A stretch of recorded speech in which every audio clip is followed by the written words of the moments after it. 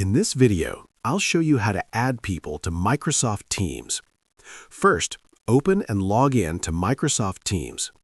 There are two easy ways to invite people. Method 1. Go to the search bar at the top and click on the Invite People to Teams option. A pop-up window will appear with a shareable invite link. Method 2. Click on the chat icon on the left side to open the chat section.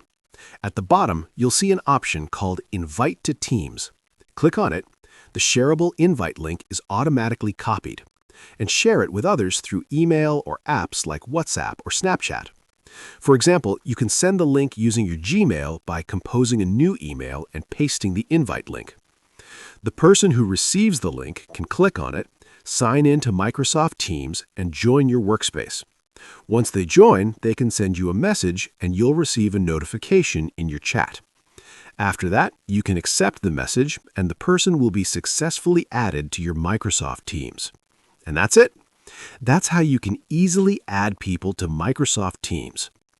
If you found this video helpful, don't forget to like the video, subscribe to our channel, and press the bell icon for more tutorials.